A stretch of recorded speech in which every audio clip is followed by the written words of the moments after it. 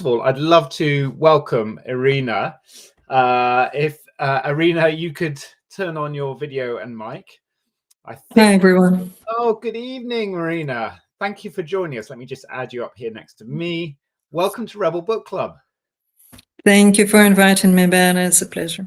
We met very briefly because I was introducing some panels last week at London Tech Week, big event in London, and you were on one of the panels. And I was like, Irina's got some great points of view and also fantastic experience. So I reached out to her and Irina kindly said, yes, I'm happy to come along and join this conversation. So thank you. Let's kick off really with your work in the world and your expertise, so people have a sense of who you are, because they might not necessarily have researched you before joining this call. You're head of data and AI at a company that's actually is quite well established, but maybe people don't know about, Fugro, which does something called geodata. Hang on, let me get this right. Geodata tracking to make the world more safe and livable.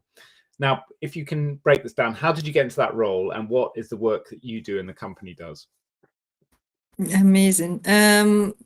So how I got into this role, they had hunted me, they invited, and I said yes. So that part was easy.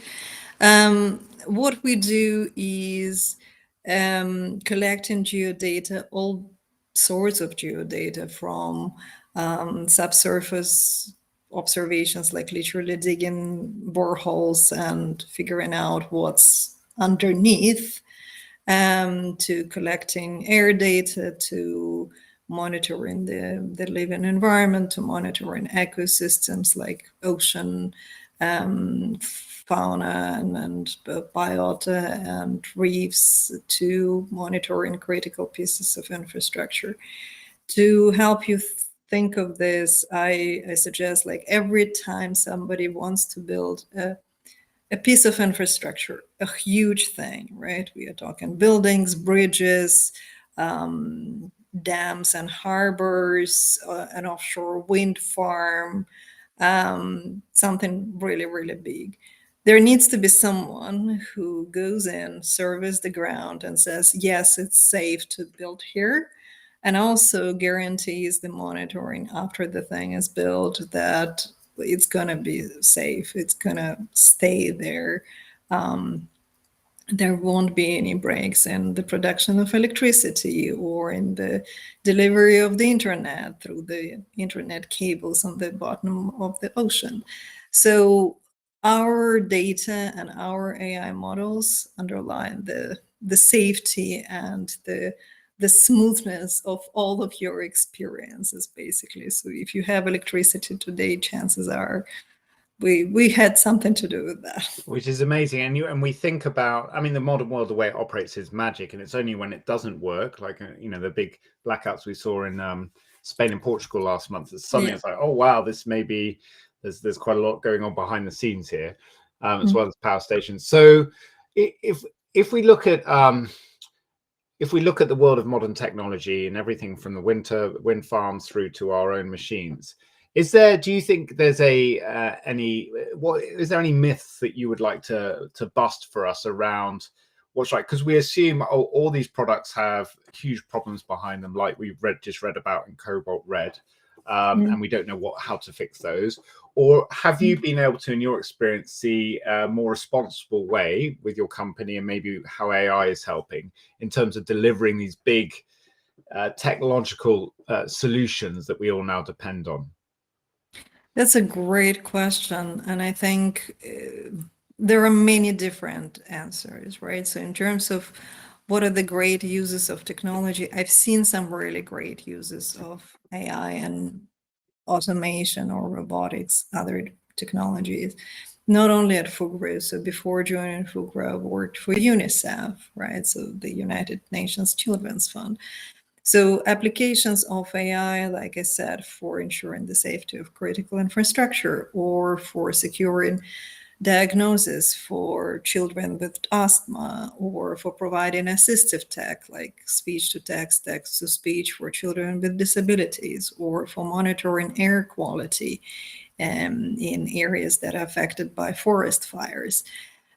All of these are great applications of AI. However, if we want to talk about myths, Currently, we are right in the middle of the AI hype cycle where everything is AI and AI is magic and AI is conscious and AI is going to either transform the world or replace everybody or save the world, like all of these nonsense. Currently, that hype just overwhelms so much. So the practical applications of AI often are kind of swept aside in favor of, buzzwords, and a lot of ethical considerations or safety considerations, or just generally thinking about what is the impact of AI solutions on particular communities, on particular countries. Where do the data come from, and what were the ways those data were extracted? Who labeled the data? How are they validated? How the models are validated? What is the impact? Like a lot of those discussions, if I start them, or my colleagues, we are labeled skeptics, or we are against progress or something, right? We are stopping the innovation somehow. So for me, that counterproductive discussion, because I firmly believe that building responsible systems is possible. In fact, building responsible systems is the only way to do AI, to build better products that serve humans rather than corporations, or we are not building the world for robots, as I often say. We are building the world for humans. So how can we make sure that humans are actually happy in the world we are building? Like those questions, unfortunately, are often absent in the discussions we're having. So if there is one myth that I don't see addressed sufficiently enough, and it's kind of forcing this hype cycle to continue, is that a lot of decisions in tech in general, not just AI, but technology like mineral extraction, are based on short-term profits, right? Short-term view, rather than long-term impact or considerations for what's going to happen when, I don't know, next generation is here or next type of technology is here. And I think that short-termism really screws us up. That short-termism really screws us up is a sort of sort of really condensed version of saying where we're at. And thank you for giving us that sort of perspective. And I guess my initial reaction is like, it's just good to hear, like I heard you and many others the other day at London Tech Week, who are on the front line and are connected to the hype cycle, are actually trying to ground the conversation and saying, what about safety? What about guardrails? What about infrastructure so that we all benefit from this, especially the vulnerable? So if you connect that, short-termism is the problem back to the beginning of the supply chain, which is, I guess, what we've been reading about, Cobalt Red, and this huge growth in demand on something like Cobalt because of the technological hardware explosion. You share those stories, and I look at a lot of businesses who are like examples from UNICEF, where you see fantastic solutions helping people. And seems to be this tension often with technology and progress between, and often it just seems to be a trade-off between, oh, well, we can make progress here and we can really help people, and healthcare can advance, we can bring people out of poverty, and maybe we can tackle climate change. But the trade-off is a lot of people are suffering on the front end of the supply chain, or the beginning, as is the case in the Congo here. Is there anything we can do in terms of those supply chains? Can AI and what the work you're doing help us in any way clean those up, remove some of that short-termism, or is it something that has to be accepted? Wow, that's a question. So AI is a tool, right? And it's not about technology per se, whether it's AI or any other type of technology. It's about who is using it and how they're using it, right? So who is building the algorithms?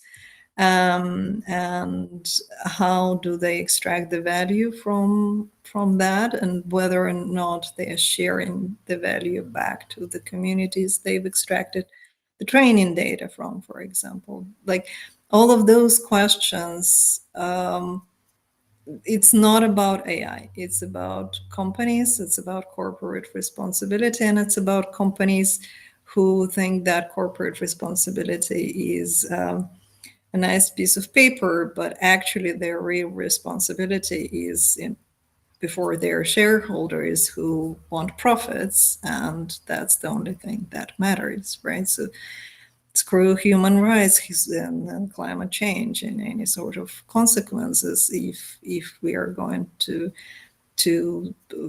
have a company at all. We need to focus on delivering the profits.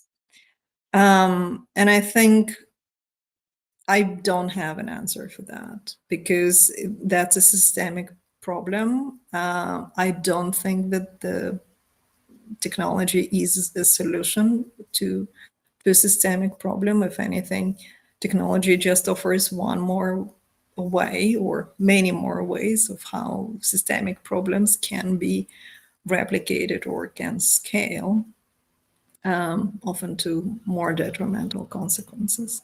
Yes.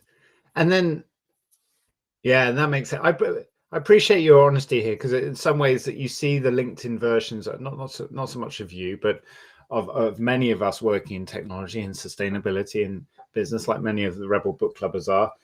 And it's often, it's hard, it's easy to get caught up in the hype because you're trying to move your things forward and be positive. But also there's a lot of reality checks. How do you, what I've heard a lot this month from our members and seen the conversation, those who've been reading the book, they're just like, it's hard, it's depressing. And if you're not in a position of real power, or you don't have a lot of money to maybe campaign, it feels like another thing that you probably didn't really want to know about. Others have said things like, our job as privileged people who can learn about the world is to bear witness to suffering and to educate ourselves about what's going on, which is the sort of mature response, right? But it's not easy. How do you, as someone who's leading, in your industry around trying to make things safer and more sustainable in places around the world, how do you cope with these stories, these painful stories? Do you just say, okay, or do you push them out of the way and stay focused on your job, or do you try and do something different? As a mentor of mine used to say, you have to be a short-term pessimist and a long-term optimist, because if long-term seems bleak, then why are we even doing anything, right? So you have to hope for a better world. You have to keep hope that change is possible. What I believe in is when it feels hard to make an individual change, which is always hard, I believe in power people coming together through book clubs. Like I go to conferences to speak on panels or give keynote presentations because I want to encourage people, I want to inspire people, I want to force people to think about this and to move together. Together, we can force governments, we can vote out governments who don't do the right thing. We can collect resources, right? Again, money is kind of the deciding factor in many of these problems. So I see a lot of great examples of venture capital.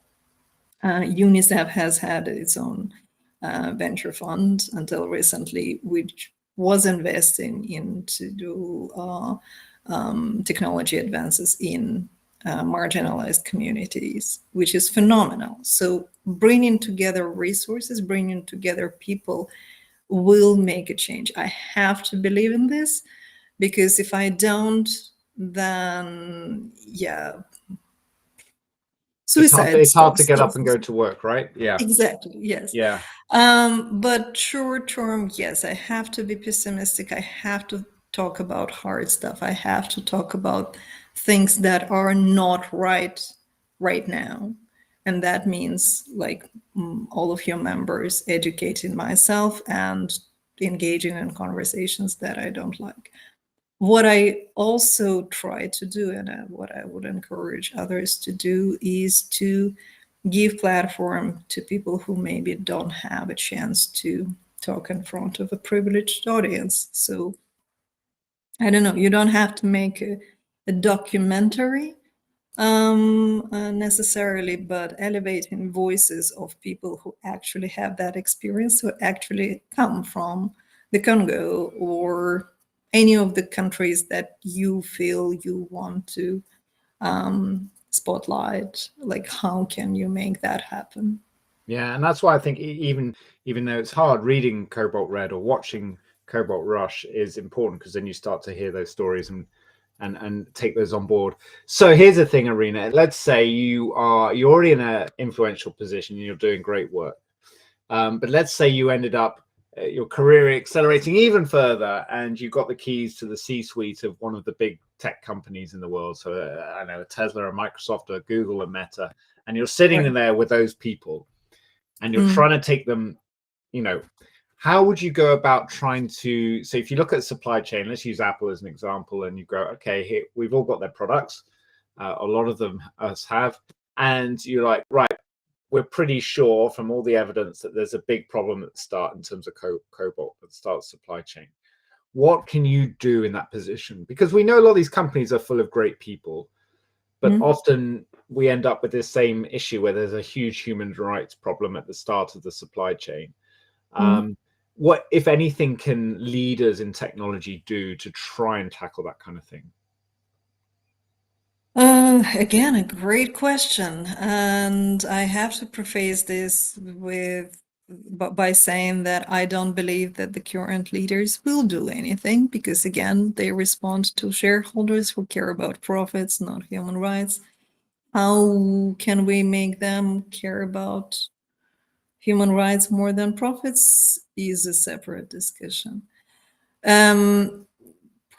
Practically, we have to get comfortable with things costing more if we want to compensate hard work and inhuman conditions, repair inhuman conditions and make them livable. We have to get comfortable with using materials that are sourced ethically, which means higher costs along the value chain, right? How do consumers would react to that? How would the value chain look if everything is built on ethically sourced, which means much more expensive materials? And then if I were the leader, I probably, like I said, I would have brought in people from the Congo, if we are talking about cobalt, or any other countries where raw materials are sourced, to let them figure out solutions that work for those countries. What I want to avoid is white people solutionism, white people saviorism of coming in and saving the world. What I want to see is resources, money being shared downstream and being compensated fairly for the work that's being done in those communities, rather than sitting in the shareholders' pockets in the global north. Yeah. And that's the little edit on the capitalist model that we all want to make, but it's not easy. I wonder if we can talk about a couple of maybe some more positive solutions or real solutions that you've seen in your industry that we can be, I know not directly related to this issue, but maybe we can learn a little bit about from for a few minutes. And also anyone who wants to jump in and ask Irina a question, please do. We'll also share Irina's LinkedIn so you can connect separately if you think there's an interesting collaboration opportunity. I've just shared in the chat here, for those that can see, a few projects, campaigns, and so on that I think are quite interesting, related to companies and organizations that are trying to make change in supply chains. The one, and in technology, the one that I followed probably from a consumer point of view, I don't know if anyone else has the most, is Fairphone, which I believe is a Dutch business that has been working on the idea of a modular phone, you know, where parts can be replaced so you have less waste, but also with real ethical tracking of all the everything in it, including Cobalt. And it's such a really interesting business to follow. It's a, as you can imagine, really hard product to build.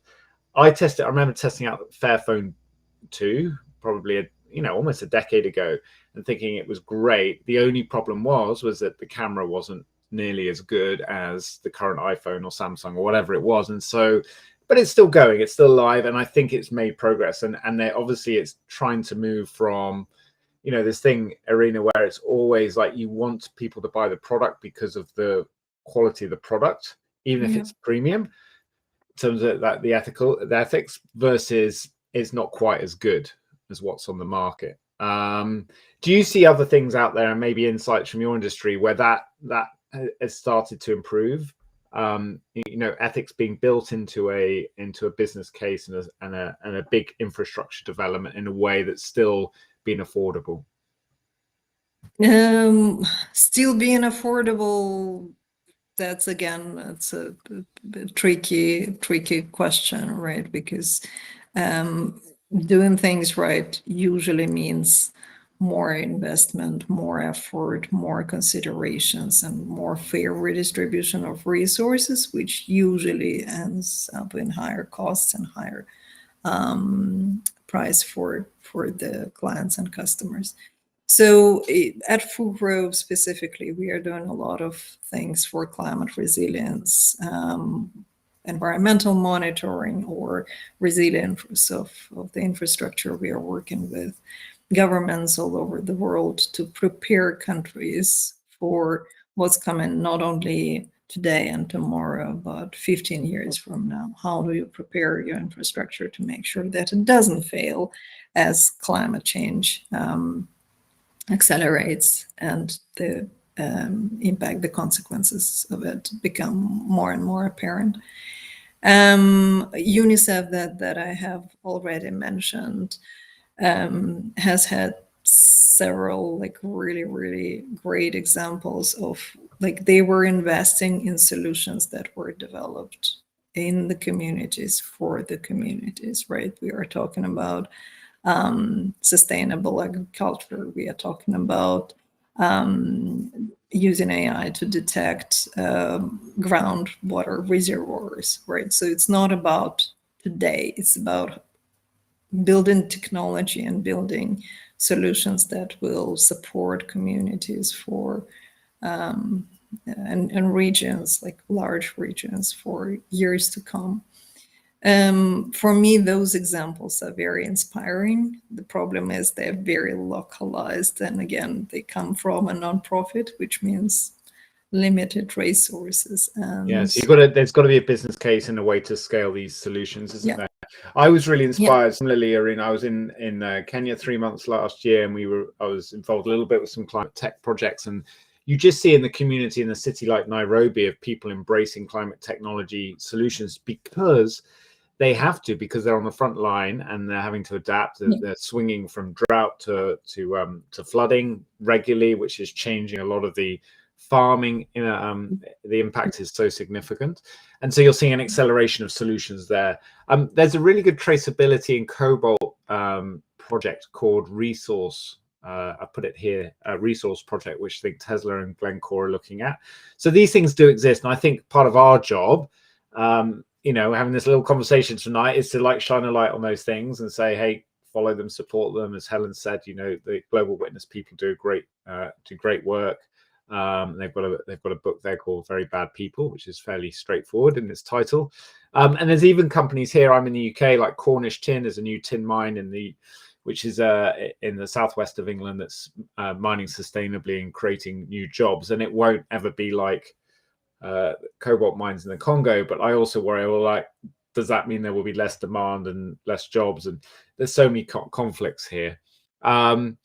Is there anything else that, from your point of view, to conclude, Irina, that you can share that would give us, regardless of the kind of work we're doing, that you think is useful for us to understand or to keep in mind when we're thinking about our built environment and the way the world's going, and making it more sustainable and safe? What would you like us to know? I would like to point, like, again, on the topic of myths or things that are rarely mentioned, is that a lot of products and technologies are offered for free because of data extraction. And yeah, that affects not only vulnerable communities, that affects all of us. So every time you're visiting the internet and you accept cookies, or every time you buy a product, that product has so many tracking trackers built into every single app, that data extraction. I think we haven't seen the worst of it yet. Or are you talking about energy use, or are you talking about manipulation of data by bad actors?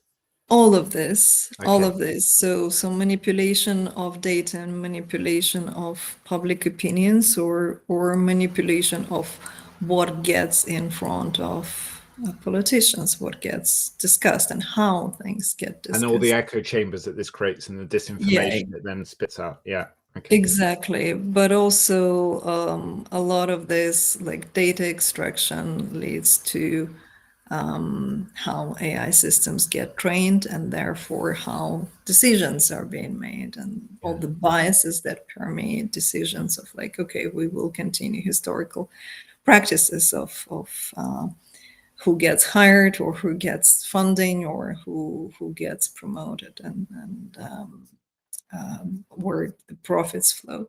So I would want to encourage people to learn more about the downsides of AI as well. So raw minerals is obviously super important, but I think my soapbox is more like the ethics of AI has a lot to do with data extraction and data manipulation. Yes. And again, it's that same question, similar to the cobalt mines for each of us, is like, what can I do? And so awareness is the piece. And I think and learning, which we're doing together now, I think one of the things that we're not very good at collectively, and I know it's, not just in the Rebel Book Club, but people who are concerned citizens in general, is that it is like we tend to beat ourselves up quite quickly, because when we hear this thing, I'm like, no, what am I going to do? It feels awful. Whereas actually being aware, becoming aware is an important process, because then you can join up more dots. And then when you're making a decision, whether it's as a consumer or in a vote or in a, like, I'm part of a parish council here in rural England, I know that this helps a little bit when we're trying to understand local issues. So yeah, it's hard, but it's important. Irina, if people want to are curious about your work and the work Fugro is doing, where obviously we're share your thing, what would you suggest if people interested in your industry more? What would be a sort of career advice piece finally to say to them? How would you move into that world?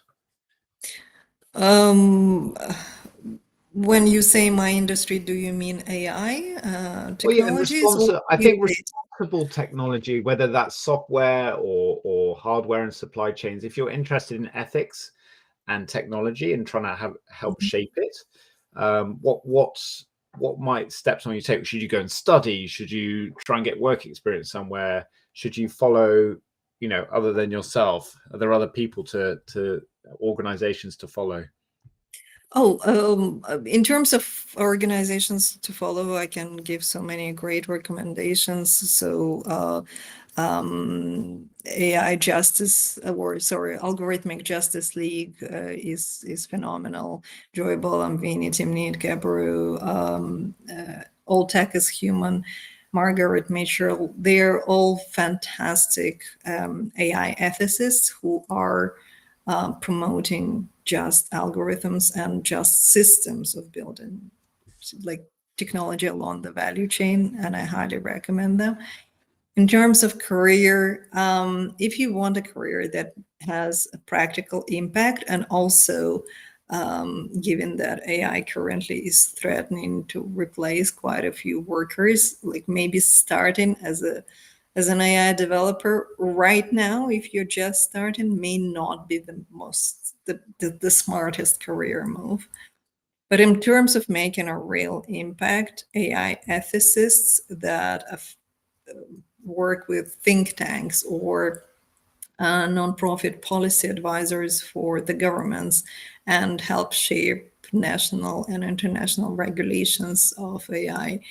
If you have legal experience, offering legal advice to companies, particularly startups, on how to build better systems, and most importantly, how to evaluate the impact of AI along the value chain, and not just AI, but all technologies in general. But AI is simply something that I know best. So, like evaluating this. So from my experience, it's very hard to get any answers from vendors around their ethical practices, right? When I say vendors, it could be AWS from Amazon or Azure from Microsoft, just to get them to admit how much energy or how much water is consumed by the data centers and by the cloud compute that we use is nearly impossible. So forcing global standards, and at least forcing the discussion of the global standards on reporting on environmental standards and reporting on the impact of AI along the value chain.